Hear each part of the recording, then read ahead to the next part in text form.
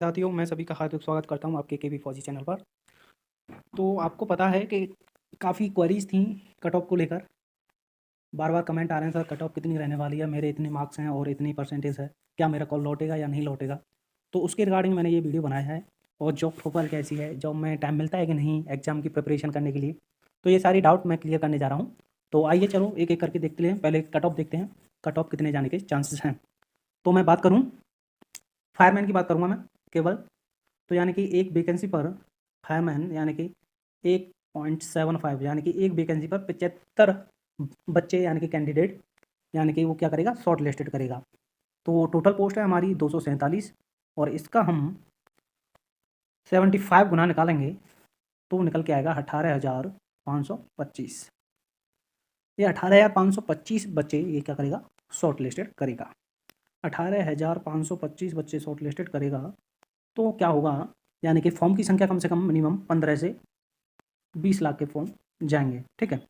जिसमें फायरमैन के मान लेते हैं हम 6-7 लाख, 6 से 7 लाख के करीब आपके अराउंड में क्या होगा, फॉर्म फिल हो गए। 6 से 7 लाख फायरमैन के फिल हो गए। क्योंकि कम इसलिए होंगे क्योंकि इसका फिजिकल है, जो फिजिकल है फायरमैन का वो थोड़ा टफ है। और वास्तव में टफ है क्योंकि जो वेट रनिंग है, जो कट्टा उठा के 63.5 केजी का वो कट्टा उठाता है, उसकी वजह से मतलब मैंने देखा है 10-10 का बैच बनाते थे, यानी कि 10 कट्टे रखे हुए थे एरो में, लाइन में, रो में। और जो रो थी यानी कि 10 बनी हुई थी, ऐसे करके 10 बनी हुई थी, वहाँ एक एक कट्टा रखा हुआ था। तो उस कट्टे को उठा के दौड़ने में मिनिमम और जो मैक्सिमम मैं बता रहा हूँ, 10 में से 3 या 4 ही बंदे थे जो ये वेट उठा पा रहे थे और रनिंग क्वालिफाई कर पा रहे थे। तो जो वेट रनिंग है ये सबसे टफ है। और जिसने वेट रनिंग कर ली तो वो समझो 90% उसने फिजिकल कंप्लीट कर लिया। तो इसमें प्रॉब्लम कब आती है, क्योंकि वो 1.6 किमी यानी कि ये आपकी रेस करवाएगा पहले और तुरंत इसके बाद क्या करेगा, वेट रनिंग करवाएगा। जो वेट रनिंग है और जब भी आपकी सांस फूली हुई होती है तो वो क्या करता है, तभी आपको वहाँ लेके खड़ा कर देगा। जो रो बने होंगे और उसमें जैसे चूना डाल के ऐसे रो बना देते हैं, 10 जो भी है उसकी स्ट्रेंथ के हिसाब से, तो ऐसे करके रो बना देगा, यहाँ कट्टा रख देगा सबके आगे ऐसे करके। अब यहाँ कैंडिडेट खड़े हो जाएंगे जो जितने पास हुए हैं रनिंग में। तो वो क्या करेगा, एक झंडी दिखाता है और एक टाइमर लगाता है। टाइमर लगाने के बाद क्या है कि आपकी रेस, वो झंडी नीचे गिरा देगा तो आपकी रेस स्टार्ट हो जाएगी।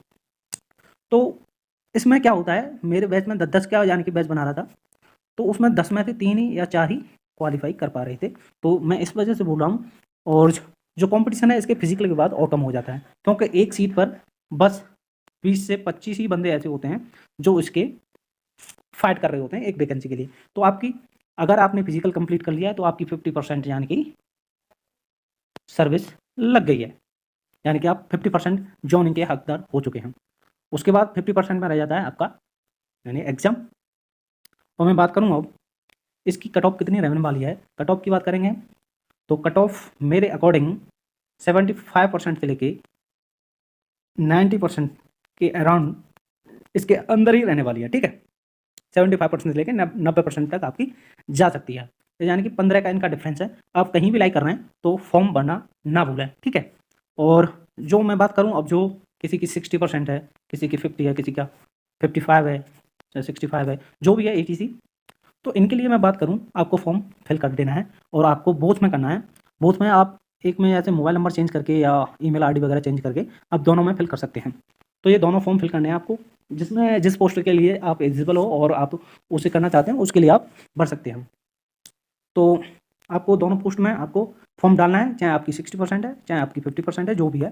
क्योंकि बीच में कभी कभी रूल में ऐसा बदलाव हो जाता है कि कभी, जैसे मैंने देखा है नेवी डबल ए में एक बार हुआ था, मैंने भी, जैसे मेरी भी परसेंटेज कम है, 66 है, 66 है आपकी, ये है आपकी इंटर में। तो डबल ए में, डबल ए, तो जो डबल ए का आता था पहले वो 80 प्लस ही आपका कॉल आउट होता था। तो मैंने जो भर रखा था वो फॉर्म भर दिया था मैंने, उसकी 0 फीस होती थी इसी की तरह। तो उसमें बीच में क्या हुआ, उसने फीस कटवा ली यानी कि 120 के अराउंड फीस कटवाई थी उसने। और मेरा क्या हुआ था, 66 पे मेरा एडमिट कार्ड जारी हो गया था।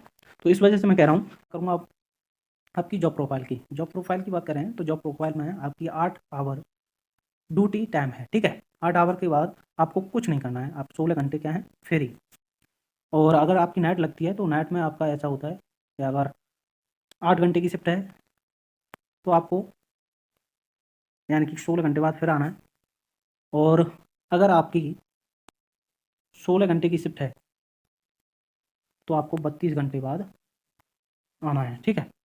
तो आप 32 घंटे आपका रेस्ट है, तो इसमें रेस्ट और ये पढ़ाई तो आप इसमें से ये समझो एनडीए एनडीए और पीसीएस और ये आपका यूपी पीसीएस पीएससी और ये आप भी क्लियर कर सकते हैं, ठीक है। ये सारे क्लियर कर सकते हैं इसमें अगर पढ़ने वाला है। और इसके लिए आपको टाइम बहुत है, किसी से पूछना आप, जो भी आपके साथ फायरमैन है या ट्रेड्समैनों को भी पूछ लेना है कि फायरमैन का काम क्या होता है। इस वजह से मैं बता रहा हूँ कि इसमें टाइम की कोई कमी नहीं है आपको, ठीक है। तो और इसकी सैलरी है, जो सैलरी काफ़ी अच्छी है कांस्टेबल में, सैलरी इसकी आपको कहीं भी है आपको 35K प्लस आपको सैलरी मिलने वाली है, ठीक। और कोई भी डाउट हो आपका और कोई क्वारी हो तो मुझे आप बताइए कमेंट करके, तो मैं उस पर एक और वीडियो बना देता हूँ। और जो वीडियो होंगी हमारी वो आपकी 5 से 6 मिनट के लिए ही होंगी, और ऐसे ही आपको हर चीज़ से मैं अवगत करा दूंगा। और फिर बाद में, अभी टाइम नहीं है मेरे पास, तो 10-12 दिन के बाद, 10 से 12 दिन के बाद मैं एग्ज़ाम की तैयारी कराऊंगा आपको। और एग्ज़ाम को कंटिन्यू आप इस चैनल को लाइक एंड सब्सक्राइब करें और फॉलो करें। Thank you so much. और कोई क्वेरीज हो आप कमेंट करके बताइए। जय हिंद।